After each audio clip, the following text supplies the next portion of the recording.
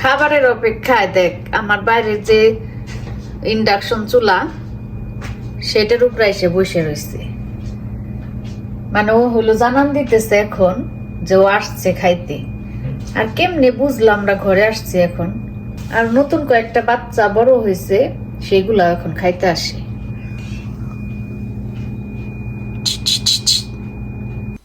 আশা করছি সবাই ভালো আছেন যে যেখান থেকে আমার ভিডিওটি দেখছেন।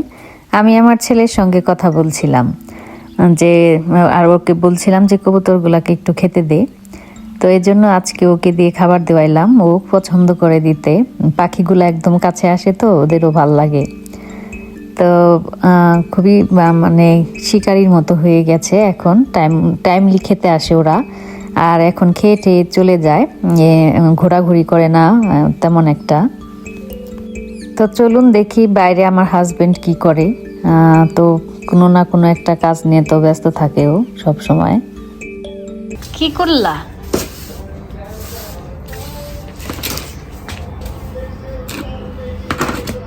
এটার মধ্যে কি গাছ বুনবা?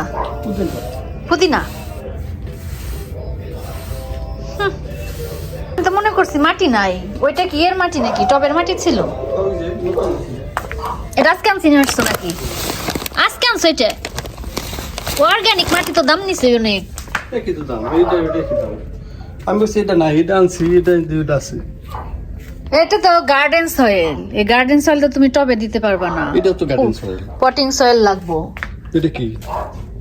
কি জানি, এটা তো গার্ডেন সয়েলই তুমি আনছো। গার্ডেন সয়েল এই যে টবের মধ্যে দিয়ে রাখছে এই যে।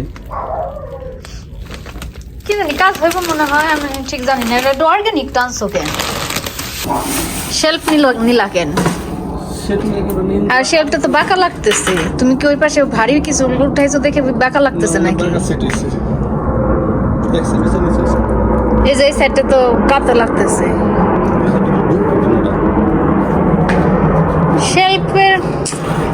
শেলফের কি দরকার ছিল আবার? ভিতরের জন্য। কোন ভিতরে?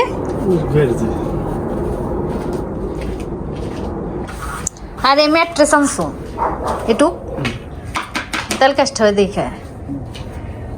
আমি তো ওয়ালের সাথে লাগায় রান্না করতে পারবো না, এটা টাইনা নিতে করতে হবে তাই না এখানে?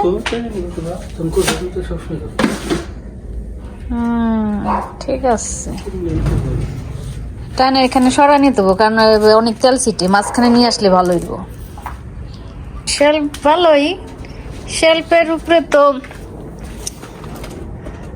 দেখো ওগুলি সব পরে ভেঙে যাবো একসাথে।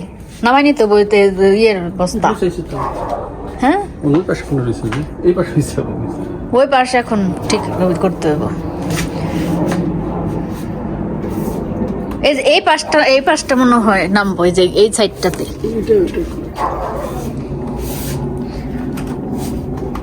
এই তো নামতেছে, এই তো নামছে। এখন ঠিক আছে মনে হয়, দেখি দূরের থেকে দেখলে বোঝা যায়। এখন ঠিক আছে মনে হয়, এটা ঠিক আছে না? একটু না, এই যে এটা একটু নড়ে এখনো। হ্যাঁ এই তো এখন ঠিক আছে মনে হয়, দূর থেকে দাঁড়ালে বোঝা যায় ঠিক আছে কিনা। এখন ঠিক আছে, হ্যাঁ এখন সুন্দর লাগতেছে শেলফ। তা মাটির বস্তাটা এটা নিচে রাখলাম না কেন, উপরে কেন? একদম নিচে রাখো আর বালতিটা উপরে রাখো। তাহলে ওই উপরেরটা এখানে নিচে নামাও। না না না, ডান পাশে নিচে নামাও। হ্যাঁ এই তো এখানে রেখে দাও। এই তো এখন উপরে সুন্দর লাগতেছে। মরিচ গাছের অবস্থা দেখো না, পাতা সব মরে গেল মনে হয়।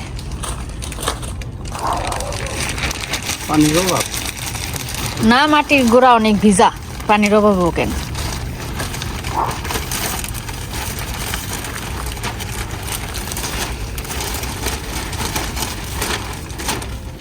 এই তো এরকম দিতে পারলে ভালো হইতো।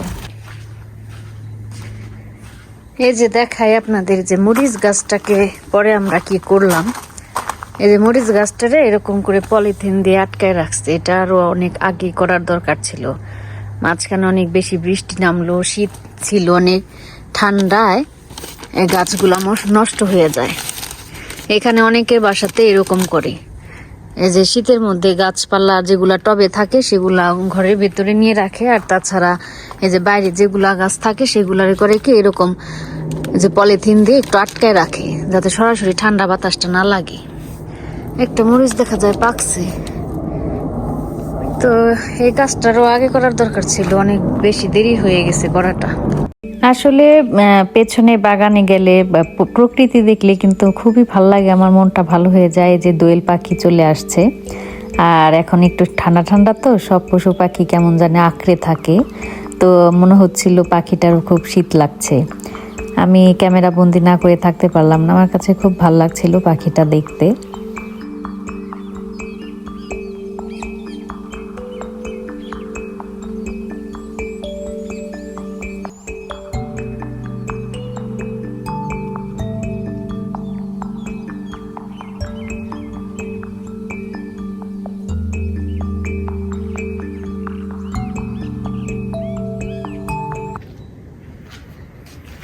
আর আমার এই গাছটা আর এই মানি প্ল্যান্ট গাছটা কিন্তু আমি চুলার পাশে রেখেছিলাম, আমার অনেক ভিডিওতে দেখেছেন আপনারা, কিন্তু আমি এখানে ওখানে আর রাখতে পারবো না। সমস্যা একটাই, ক্লোজ নিয়ে দেখাই আপনাদের।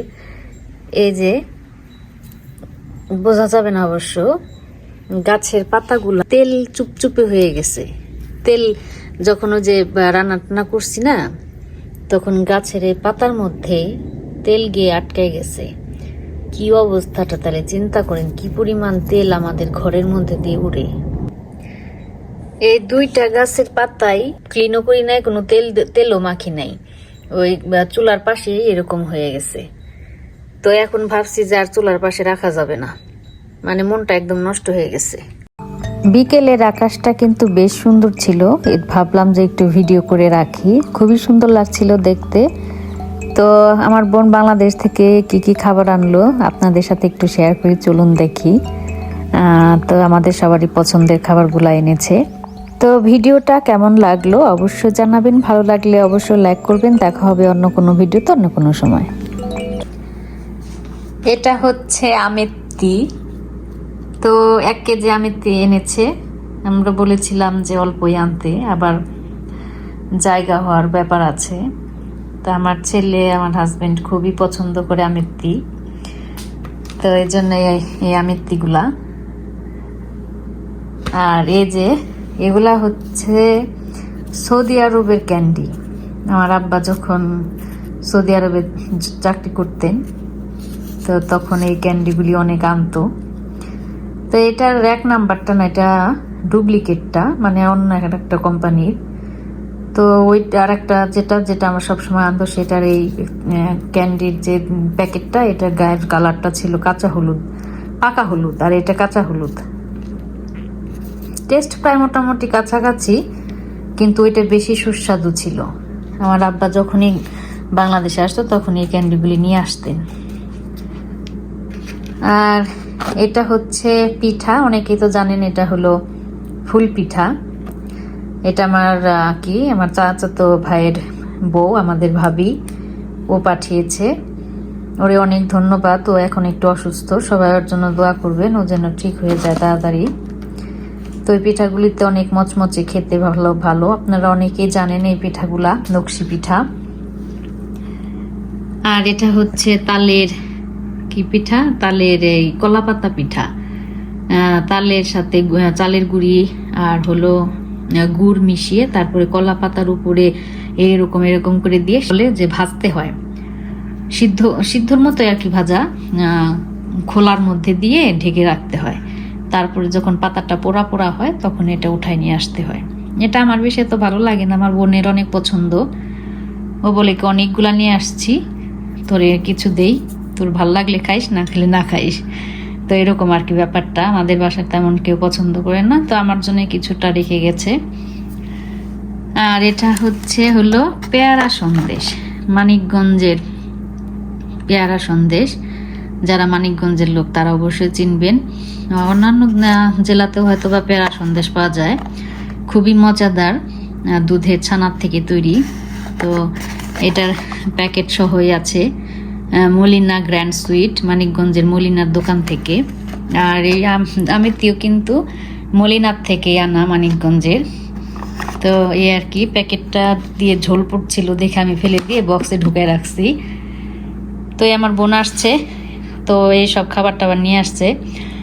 আর এই যে এখানে দেখেন কামরাঙ্গা কিন্তু বাংলাদেশ থেকে আনে নাই, কারণ কাঁচা জিনিস তো বাংলাদেশ থেকে আনা যাবে না, এটা আপনারা জানেন। এই কামরাঙ্গা নিয়ে আসছে হলো আমার দুলাভাই, তার বোনের বাসা লং বিচ, ক্যালিফোর্নিয়াতে লং বিচ। সে ক্যালিফোর্নিয়াতে গিয়েছিল, তখন এই কামরাঙ্গাগুলি নিয়ে আসছে। এই কামরাঙ্গাগুলি, এই একটা কামরাঙ্গার দামই $5 $7 দোকানে কিনতে গেলে। আর এটার সাইজটা দেখেন না, বিশাল আকৃতির সাইজ। তো পাকা আছে, আমি চিন্তা করছি এগুলির দানা রেখে দিব আমার শাশুড়ির জন্য। তো কামরাঙ্গাগুলি দেখে খুব আফসোস লাগতেছে, আমার শাশুড়ি থাকলে তাকে দিতে পারতাম। তার খুবই পছন্দের এই কামরাঙ্গাগুলা, সে খুবই পছন্দ করে। তো আমার খেতে খুব খারাপ লাগবে, তার এই সব জিনিস খুবই পছন্দের। আর কলা কিন্তু গাছের না, গাছের কিন্তু ওই বাসার না। এই পেয়ারাটা ওই বাসার, আমার বোনের ননাসের বাসা লং বিচে থাকে, ক্যালিফোর্নিয়ার। তো এই আর কি, অনেক খাবার দাবার, ফল টল, দেশি ফল, দেশি মিষ্টি, দেশি পিঠা, খুবই ভাল লাগছে দেখে। তো আমার বোনকে অনেক ধন্যবাদ, দুলাভাইকে ধন্যবাদ, দুলাভাইয়ের বোনকে ধন্যবাদ। এই কামরাঙ্গাগুলি আসলে যদি আমার শাশুড়ির সাথে শেয়ার করতে পারতাম, আমার সবচাইতে বেশি ভালো লাগতো। তবে তার জন্য আমি দানাগুলি অবশ্যই রেখে দিব। সে আবার গাছ পছন্দ করে। তবে দানা হয়েছে, কারণ এগুলো দেখায় বোঝা যাচ্ছে যে পেকে গেছে অনেক ভালো মতো। এই আর কি।